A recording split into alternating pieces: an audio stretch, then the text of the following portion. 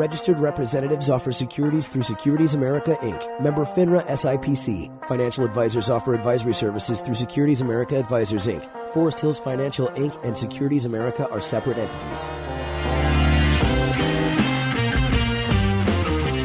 This is the Keeping Your Money Show with Jamie Westenbarger and Bart Steindler. Good morning. Welcome to Keep Your Money Show. I'm Jamie Westenbarger, joined as always by my esteemed colleague, Mr. Bart Steindler. How you doing this morning, Bart? I'm doing great. It's another $1 million morning. As we are well on our way into September all of a sudden. Every year, when you're a kid, you think time goes really slow. Mm-hmm. And you hear people all the time say, well, when you get older, it'll go fast. Well, they were right. Man, they were right. I can't believe we're past Labor Day and well into September and starting to feel more like fall all the time, and it's pretty crazy. But this is Keeping Your Money Show, where we cut through all the bulls, the booyahs, the bells, whistles, honks, and horns to get you to the information that actually helps you move towards retirement. If you're finding us for the first time, you could also find us on the web. Just go to keepingyourmoney.com or tune in anytime on Saturday at 9 a.m. right here on BBL to hear our show as well. Got a great show on deck for you today. We're going to talk about 6 Social Security myths that could really screw up your retirement planning. Interesting about face done by Merrill Lynch as they're changing some policies. And a lot of other companies are doing this too in reaction to kind of the unwinding of what was the fiduciary era policy. We're going to talk about how that affects you as an investor. Majority of pre-retirees fail this Medicare quiz.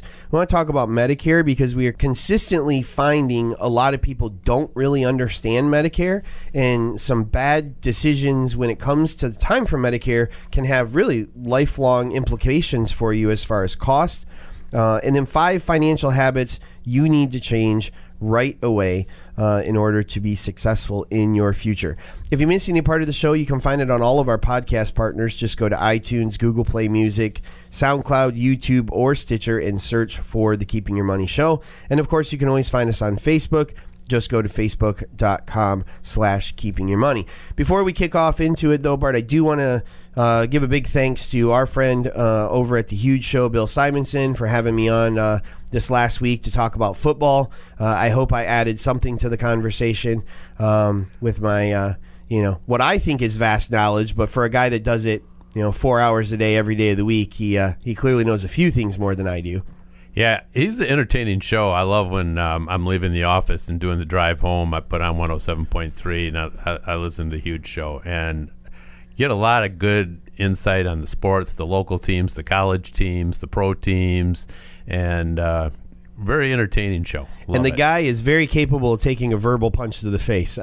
Yeah. Because there are definitely strong opinions for and against him. So I kudos to him for weathering the storm of public opinion sometimes. But we are now the official financial advisor of The Huge Show, and we do thank him for that acknowledgement. And you'll hear me from time to time on there talking about football and baseball and whatever else. So look for that as well. All right, so let's talk about these Social Security myths, because we're going to talk about 2 things today that I think a lot of people don't understand, but they are very important things to understand. And sometimes people just kind of default into them, right? Whether it's Social Security or Medicare, not a lot of great information out there. The agencies that run them do a horrible job of even remotely educating. And we were talking to a Medicare expert here a couple of weeks ago, and she said something that's so true. She said, I called 4 times to try and get an answer for a client of mine, and I got 4 different answers. And we hear that all the time, whether that's Social Security or Medicare. In fact, the Social Security people will actually tell you that not to go there for advice, to seek out advice from a financial professional, and basically go there for help on how to fill out the paperwork. Right. Yep, exactly. So the first myth is it's best to claim early. We've heard this for a long time. Your full retirement age, most people at 66 or 67, and most likely is going to continue to increase over time as they try to make that fund last as long as it possibly can. But we hear a lot of people say, the minute I get 62, I'm taking it because I need to get every dime I can out of this thing. And whether that's a fear of it going dry, or them being somehow excluded from receiving benefits. A lot of people choose to claim the second they can because they're going to get everything they possibly can out of it, and that can really be disastrous for someone from a financial standpoint. A lot of times just being because they didn't think through what the financial implications of that are. Exactly. I've talked to a lot of people that have done that, and they claim right away when they're 62 because they need the money. And sometimes, you do need the money and you don't really have any options. But if you look at your entire financial picture, perhaps there are some other options. Perhaps you're retired, but you could go and get some part-time work and then use that to delay taking Social Security. Why should you delay taking Social Security? Because the amount that you'll get in a monthly payment is going to go up 7 to 8% every year you delay taking it up until age 70. So that can make, over the span of your life, that can make a very large difference. One of the points this article makes is it can make as much as $250,000 difference in the, over your lifetime for a couple. That's about, I broke that down over 20 years. That's about little over $1,000 a month. That's a huge difference. Yeah. And what's interesting is estimates are that about 69% of the baby boomer population out there will expect a significant amount of their retirement income to come from Social Security. So to not take a real serious approach at deciding when you're going to claim can really be, a huge impact on you. Another myth is you have to claim benefits at retirement. We hear people say a lot of times like, well, I'm retiring in January, so I'll file for Social Security. That's not an automatic, regardless of what your age is, unless you're 70, because there's no point in waiting beyond 70. But, if you're if you're retiring at 65, you still should do the math. You still should have a qualified professional sit down and figure out what is your best claiming strategy. And it may be that one of a married couple claims and the other doesn't, which kind of flows into the next myth of, my marriage status doesn't matter. It does matter. It matters a lot. Yes, it does. It does. It matters by the way of if one spouse is making a lot more than the other, or if they're both. It matters if you were divorced and did not remarry. So if you were married for 10 years and then got divorced and did not get remarried, you could still claim on the spouse that you divorced. So that's a big thing. I've actually heard of couples that, somebody was married to someone that was a big wage earner, and then they got divorced, and they didn't want to lose that Social Security benefit. So when they found their next partner in life, they just didn't get married. Mm-hmm. They chose to live together without getting married so that they wouldn't lose that benefit. Well, and you pointed out something that I think is really important to concentrate on, and that is if one person in a marriage is a large wage earner and the other one was not, and it can be either way, it doesn't matter, male or female in that situation. And it's quite common. It's very common. The decision on when to claim Social Security could have huge implications. The average, this was a statistic I didn't even know. The average length of widowhood is 11 years. Mm-hmm. 11 years. Okay. When someone passes away, one of those Social Security benefits will continue to be paid, whichever is the largest, either your own or your spouse's.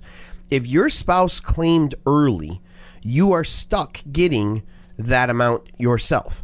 As a survivor. Right. It could be potentially 40% more if they had waited some time. Now, you do that over an 11-year period of time, that could make a huge difference. And I'll tell you another situation that comes into play that a lot of times people don't think about, and that is second marriages. You may have come into a marriage, and maybe there's some estate planning that's been done to decide that there are certain assets that will go to maybe it's kids from the previous marriage or something like that, right? Well, Social Security is going to become even that much more important to you. You may live a really comfortable life while both of you are alive, but when one of you passes away, if there's some assets that will kind of come out of the household, making sure you've maximized that Social Security could be a huge importance. So definitely something to consider. Another myth they say is you can't figure this out on your own. We kind of joked about it, but it really is true. the Social Security Administration is not going to give you advice. And if they do give you advice, it's probably not in your best interest to follow it. Right. How many times is the clerk at the Social Security agency going to really understand and know your whole financial situation in order to be able to give you that advice? Well, never. Yeah. I mean, that's just the reality. I found out a couple of weeks ago that the Social Security Administration here in Grand Rapids, to get an appointment, you had to wait about 8 weeks. So even to have the ability to talk to somebody who isn't going to be able to help you anyways, but even if they were able to, you have to wait 2 months to get that advice in the first place. You could get in to see us in 2 weeks. Right.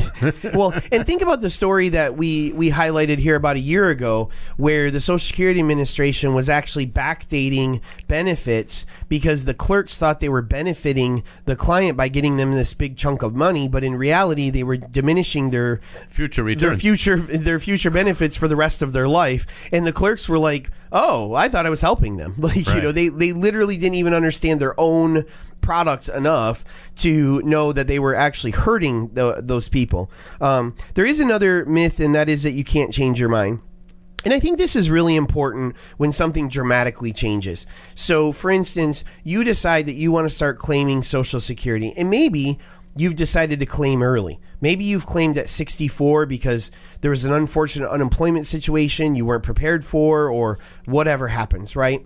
But then all of a sudden, 3 months into it, you get offered another job, or you get an opportunity to do consulting. And now that money that you're getting from Social Security not only isn't necessary, but is also going to probably be penalized because you're making too much. Right. You have the ability for 1 year, 12 months from when you file, to go back to Social Security and say, you know what? I changed my mind. I don't want to do that. They will require that you, of course, pay back the benefits you've received in that time frame. But when you do that, you reset the clock like you never claimed. It doesn't happen often, but it is good to know that it is an option should something drastically change in your financial future after making a decision to claim your benefits. And then I think the last one, we get our online account. Some people, for a long time there, they weren't sending statements out. They're going to start sending them out again now. Yes. So you should be receiving those. But really, you should go online and just establish your account.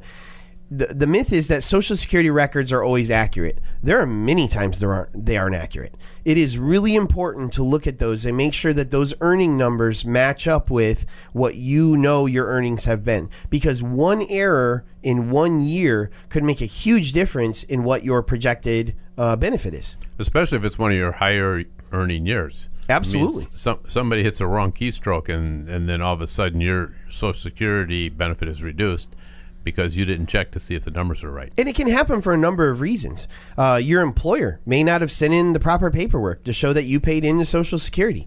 That happens frequently, actually. Mm-hmm. The other thing with that, too, is just kind of a caveat of that, is not only is it sometimes inaccurate, but the number that they're giving you that your Social Security benefit is, that number is based on you continuing to earn the income that you've been earning for the rest of your period of time before claiming. A lot of times people look at that and they say, "Oh, well, I'll just claim right now." No, it's a continuous, it's an estimate based on continued earnings. So don't take that number and just file it away as automatic. You may need a couple more years of earnings for that number to actually be accurate.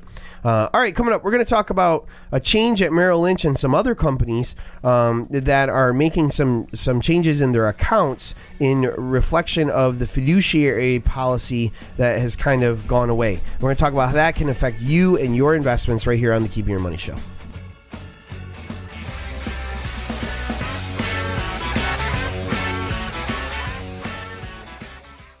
There's no one-size-fits-all when it comes to planning your future. Jamie, Bart, and all of the advisors at the Keeping Your Money Show understand that your financial goals are unique and your needs are going to change at varying stages of your life. Our team of advisors can help you tailor a financial plan that meets your unique needs. Call us today at 1-888-98-MONEY or visit keepingyourmoney.com to schedule your free initial consultation.